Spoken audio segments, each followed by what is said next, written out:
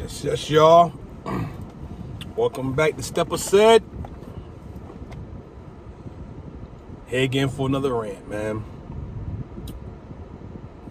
And it's weighing heavy. I made a video prior to this one telling the YNs that the streets is finished. And now I just got finished watching the Young Thug interview, and I kind of been, following the case a little bit, not really too much involved in it, but just kind of following it. And the stuff that I'm seeing is all that's bothering me about my community, my people. I see successful black men who've made it out the hood that we struggle to get out, made it to success, millions of dollars, being able to take care of their families, and still want to live the street life, the street codes, the street stuff. And it's mind-boggling to me for our people to see how far behind we is behind the 8 ball, and to still want to engage in street activity or live by them street codes, especially when you done made it out already. And then the music that they're making is straight hypnotizing the youth. It's hypnotizing the youth. It's voodoo. It's like it's musical voodoo. That's what it is, man. This music that they're making is affecting our children and our community. All these rap lyrics I be hearing, a lot of rap lyrics I hear, it's some type of gun reference in it. I don't care if it's battle rap. I don't care if it's like even the older generation, the older rappers got some type of gun. Oh my God.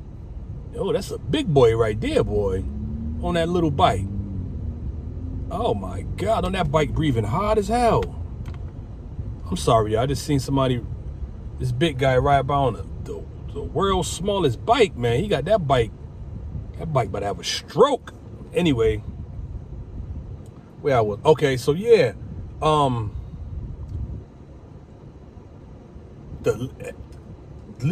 Most of the lyrics I hear has some type of gun reference in there with so much stuff you could talk about. And it's some older generation guys that's doing it too.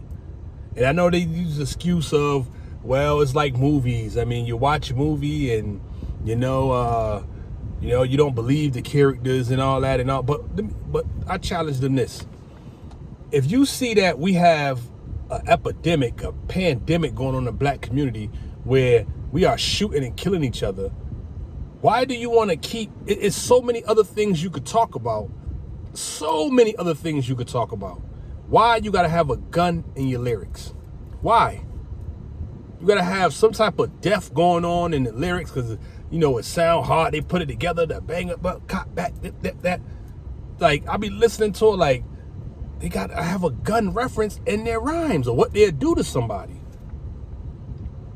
And it's crazy that this music is playing all around, because I promise you, if we was making the songs that said, in every one of our songs, we talking about killing a dog now. Every song we made, we got a killing a dog reference in the song. These people go crazy. Oh my God, they're talking about killing dogs.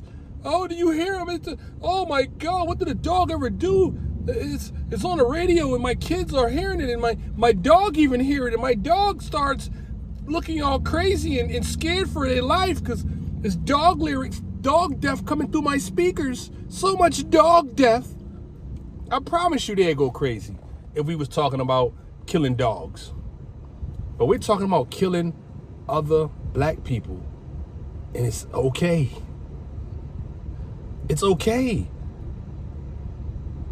It's all right. That bothers me.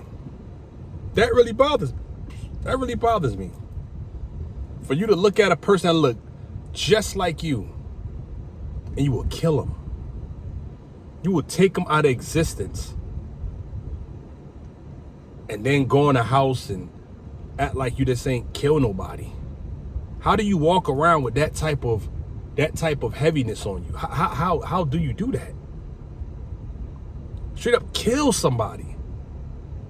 Like you ain't got to answer to God one day. Yeah, hey, maybe you don't believe in God, but you got to answer for that. You got to answer for that. You can't just go kill people and you get away with it and you get away with it for the rest of your life. But you got to answer to God. That's when I look at the Young Thug case and I see all the shenanigans that's going on, and these people talking about, oh, he snitch, he's a snitch, oh, he snitch, he this. Young Thug gets out of jail, he make a song talking about, oh, this person snitch, Gunna snitch, Yak a snitch, Woody a snitch. All this stuff, bro. You just beat life in jail, state RICO, and you come home talking about somebody a snitch? This what we doing? You ain't even seem like you learned from the whole situation. You seem like you ain't even learned from the situation, man. And then I seen a young NBA YoungBoy concert. Man, these young boys in there, they got their shirts off, they shaking their dreads, they going crazy in there. Straight hypnotized. Hypnotized. We got so many things stacked up against us, man, as people. We got so much stacked up against us as people. And it's really, really, really, really time. And it's a lot of things that's contributed to it besides music. It's the parents. Like, we dropped the ball. Because my generation, I would say we dropped the ball a nice piece in our lives. We dropped the ball. And we just didn't drop the ball because we didn't know, because a lot of us, we ain't have a fathers in there. A lot of us ain't have fathers in there. But we kind of still had a code where we don't cuss around adults. You know what I mean? It was certain respect that we had amongst each other. And what it is we faced with so much more influence than what our parents was faced with. Cause now we got these kids got these phones, they connected to, we seeing more stuff from around the world. It's more influence from just these Instagram and they grew up in a social media era. So nobody ain't trained us how to deal with these new issues we're having. Cyberbullying and all this beef going on, and what your kids are actually viewing. What is too much information? What are they constantly taking in? Because a lot of us give our, these kids these phones, these tablets, and they go and be in a room. Ain't no telling what they're really getting into. That's like letting your kid outside to roam the street at 8, 9, 10 years old. Just roam the streets, walking into anywhere they want to walk. Oh, what's this right here? Open the doors, a straight strip club. You walk in there, straight ass and titties. You don't know what's going on. You just see money flying around and straight just nakedness. You can walk in there and walk in here. You walk in the crack like you can walk in the crack house. Oh, what's this? You know what I mean? That's what giving these kids access to phones and tablets and not monitoring what they do. That's the same thing. They could go anywhere. And we just don't have the tools. I'm a man that had my son most of his life living with me. I changed my life. I stopped selling drugs. I worked. I try to teach him, bills and how to pay bills, how to teach him credit. And no matter what I did, I hope he retained some of the stuff I've taught him.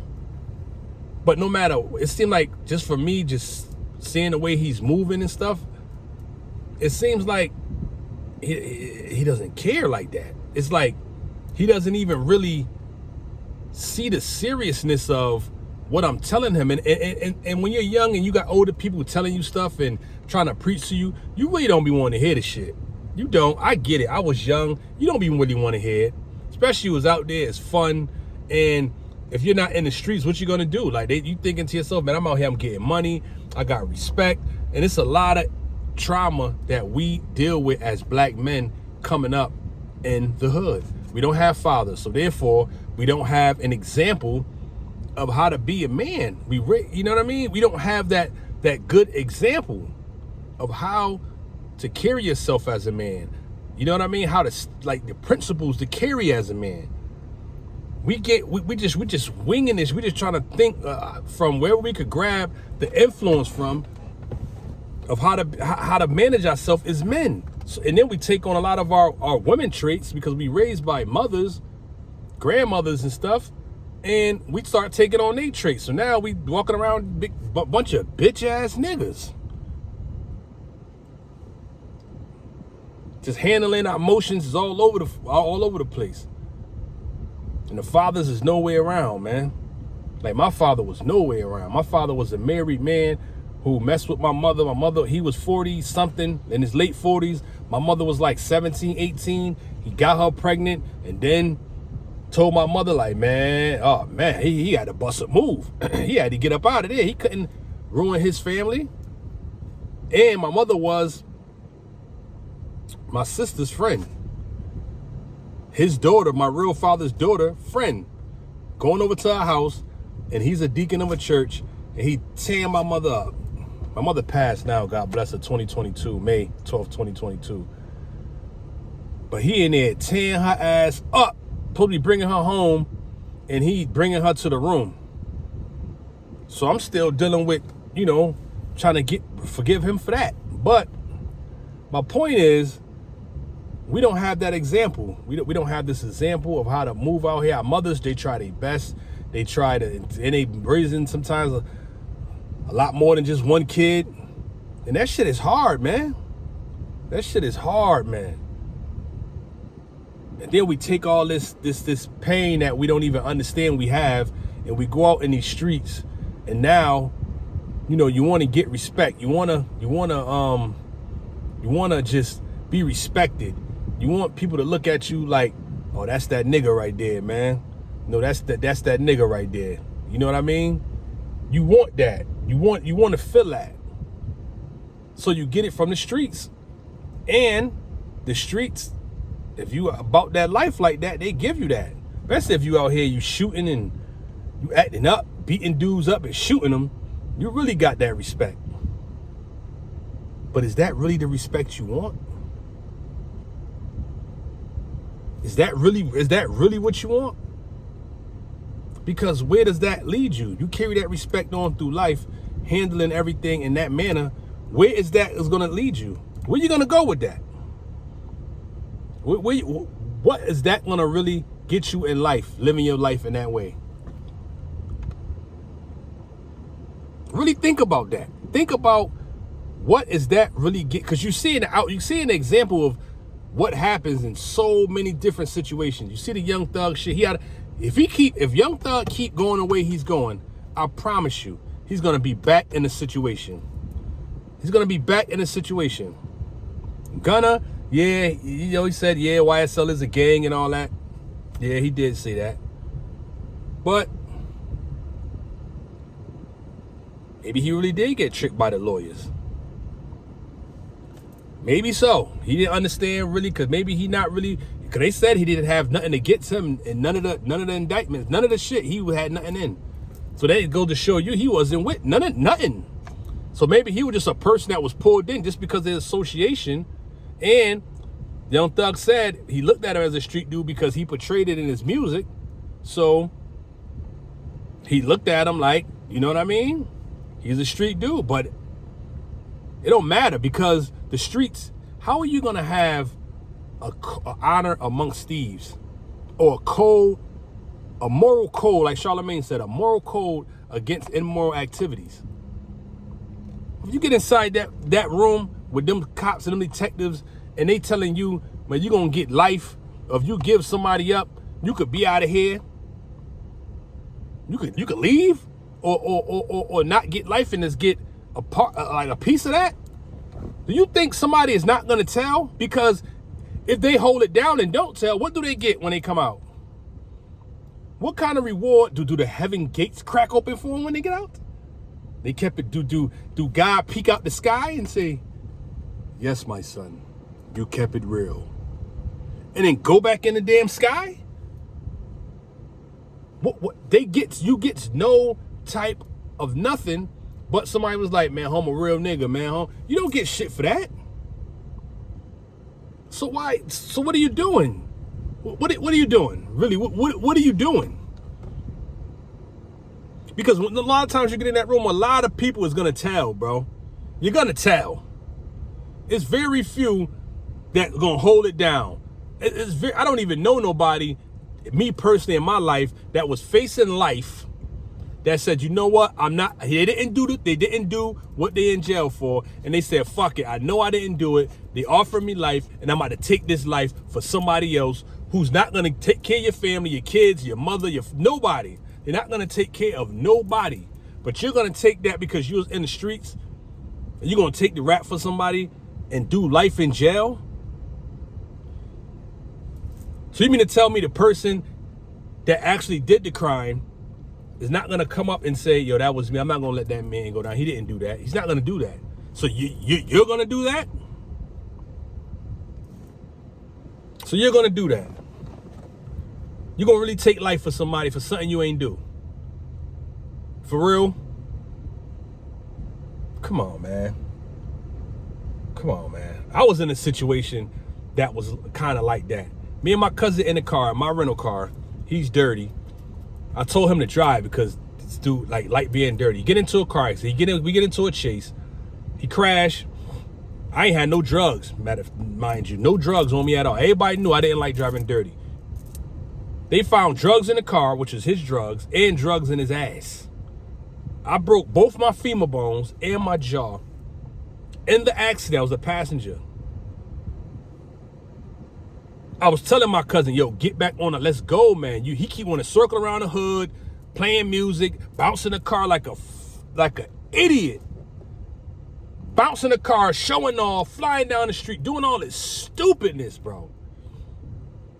Doing a bunch of I'm in the passenger seat arguing with this dude. Yo, give me my... Only reason why I let him drive the Rent because his girl had just got me the Renter. So I felt as though I was obligated to give him a ride to go pick up some products. He got the product. Instead of him getting on the damn highway to bring it back to the middle, he driving around the hood, man. Right, the police get on us. We get into the chase, boom, crash, whatever. We in the hospital. This motherfucker is gonna be in the hospital room, crash me up, gonna have his girl at the time, call me, acting like she the police, and gonna call me and say, hey, this is Detective so-and-so, and we found something grams of crack rock cocaine in the car, this and that. I'm like, man, it's not mine. So he's like, well, so you saying it's Christopher or whatever, saying his last name? I'm like, no, I'm saying it's not mine. Oh, and so other words, you're saying it's his. No, you're saying it's his. I'm telling you, it ain't fucking mine. I'm not going down. I'm already fucked up in this mouth wired. My mouth wired, man. Like, I'm saying I got, what you call them people? Ventriloquist mouth? I'm saying, like, they sit the dummy on their lap. I'm talking like this. My lips ain't even moving. You know what I mean? I got ventriloquist mouth, whatever how you pronounce that. And I thought it was the detective until the next day when his girl, that was me that called. He had me call you to see, what you mean he had you call me to see what I was going to say? But he's going to let me go. He already crashed me up. I'm laying in this fucking hospital, had to stay in there 2.5 months, and he want to see if I'm going to tell? It's only me and you in the car, bro. What you want me to get crashed up and take the rap, go to jail for some drugs? When you know they wasn't mine, and you know I didn't like being dirty, and you know it was all your fault that this whole shit happened, and you want me to go to jail for you? I mean, if I had to tell, I would have definitely told on him. I would have told, and then not even give a fuck. And the crazy part is the police never questioned me about the shit at all. Cause they found the drugs in the car. He had drugs in his ass, and they was like, you know what I mean? They never questioned me about this shit ever. They took him to jail for it. And then my best friend, his brother-in-law was one of the detectives that chased us, and he tells me, because we didn't go to jail right away. Well, he didn't go to jail right away. I got out of the hospital 2.5 months later. He got out probably in 2 weeks. So he was out for like months. And then my best friend, he said, yo, my brother-in-law said they gonna put out a warrant for your cousin. He said they're not gonna put it out for you because they found drugs on him, and you was a passenger, and you was fucked up. So I go to I'm in a wheelchair. I go to tell him this shit. You know what the fuck this motherfucker? I'm trying to look out for him, let him know he about to have a warrant come out. You know what this man gonna say to me? What about you?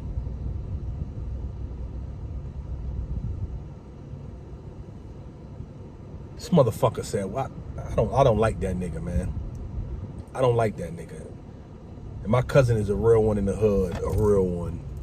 You play with them things and all that shit. I don't like that. I don't like him. This motherfucker wanted me to go to jail with him."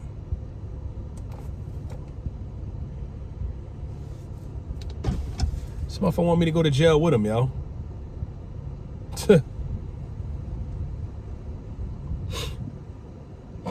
Now I'm sitting here, I done lost height because they had to shave my femurs down. I got issues now, back problems. I'm bow-legged and I'm like I just been riding a cow my whole life. My legs done got a little bow now in them. Like I done rode a cow. Like that's what I do. Like I wake up in the morning and I just jump on the cow and go to work. I don't know, man. So the streets is stupid. They're dumb. Ain't no code. Ain't no code. Get that out your head. Motherfuckers would rather be out here called snitches than to sit in jail for all them years. That's just what it is. And it ain't no real money out here no more. Unless, because most of the people, you ain't getting no real money. Not no real money. No. Then what happens when you get older? Because at a certain point, you ain't got no type of work in nowhere else, no job, no nothing, no social security, no nothing. What you gonna do then? What's gonna happen down the line when you gonna always have to find you a girl that's gonna be able to take care of you or be in facilities and shit where, yo, when y'all young now, while you're young now, please,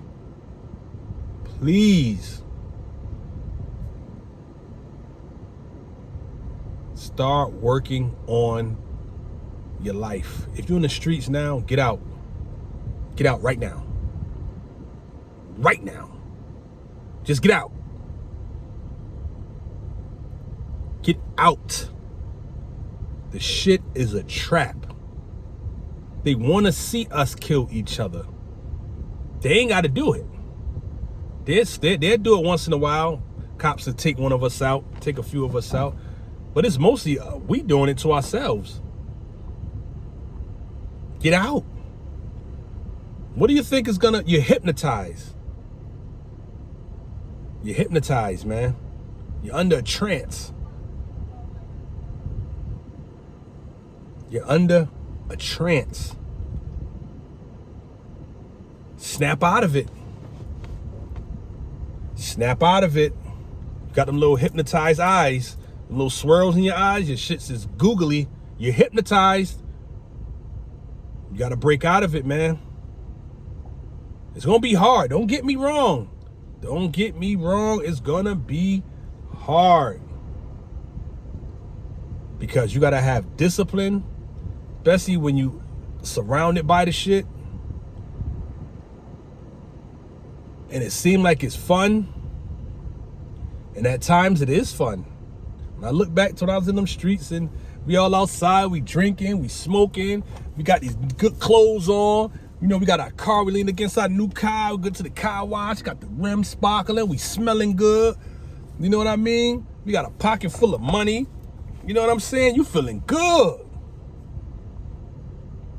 But me looking back at that, then I got friends who wasn't in that type of life and how far ahead they are now in their life. I got a couple friends that were straight nerds. I'm talking about nerds. These dudes went to the gym, got their bodies right, stayed the course. One of my friends that I'm talking about became a CO, lieutenant, captain. I don't know what come after that. I think probably deputy warden, then warden. He just retired 2 years ago. This motherfucker younger than me. I'm 46. He's either 44. I think he's 44 or 45. He's retired already. Moved up the ladder. Retired. Now he got that pension coming in. Now he's doing something else. And back then I had a nice car. I'm out here messing with women, going to clubs. He stayed the course. He ain't a nerd no more. He far from a nerd now. That motherfucker, man, what? That motherfucker sex symbol now, boy. I see the women he have, like, God damn. And that's how you're gonna look back at your life. When you sit back and you look, and you see all that wasted time you wasted being around these niggas that don't give a fuck about you when you go to jail or die. They gonna say rest in peace for you for a minute. But then life goes on, buddy. They gonna say free you. They gonna say free you. And then be freeing them sperm cells inside your girl. They gonna free them motherfuckers all up in her. All up in your baby mother. Ugh. Ugh. All up in her. That's what happens. Then y'all do something together. They're gonna tell. They're gonna fucking tell. They're gonna tell. Then guess what? You ain't gonna have no money for a lawyer. Cause the case is gonna be some stupid case. And the lawyer gonna want 30, 40, 50,000. And guess what? You ain't gonna be making that kind of money. Then guess what you're gonna do? You're gonna call home, crying, you need a lawyer, you need a lawyer. And them niggas you're chilling with out there, getting money with, they ain't gonna do nothing for you. They don't give you no bond money. You're gonna go to court with a public defender, goddammit. With a public defender you're gonna go to court with. And they gonna fry you. Or you gonna snitch. And then be out here a snitch. If you even able to do that. Cause maybe you did actually do it. It makes no sense, man. Us as people, man. And it's a reason. Think about this. Think about this. Really think about this. It's a reason why the higher ups put so much effort into keeping us down. Why are they putting so much effort into holding us down? What is it really? Why?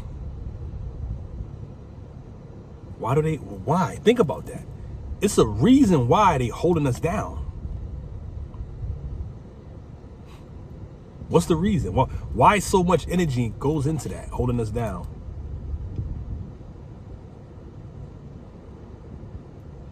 Is it they know something about us that we don't really know yet? Or some of us know. Is it because if we ever find out who we really are, it's something that's so great and so powerful that it'll rattle the planet. It'll rattle the universe. It's the reason why they want us doing. They want to kill us off. It's a real good reason why they putting so much effort into holding us down. They ain't telling us. They ain't gonna tell us. But you gotta pray. You can feel it. You can feel it. It's something more with us. We control cool. We the seasoning out here. We make this shit taste good out here. We make it look good.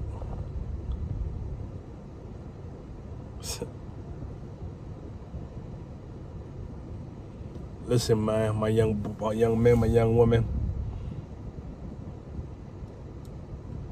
I know it's a lot on us right now. It's a lot to learn, a lot to deal with as people, even our women too. I was talking more so to our men, but women too. Because when you dealing with a lousy man, he can't lead himself. He damn sure can't lead you, or lead a household, or lead the family. He can't, because he don't even know how to lead himself. So we gotta come together to help each other. And Black woman has been standing by us and helping us.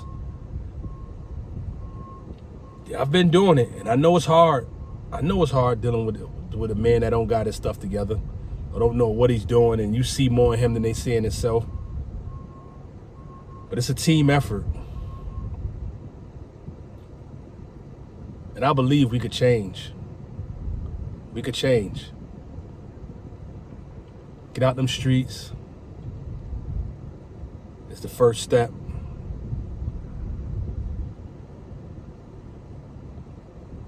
And start learning about your life. Start learning about life. Start learning about credit. Start learning about real estate. And learn about the stock market. And hit the ground running. We're gods. I love you. Peace.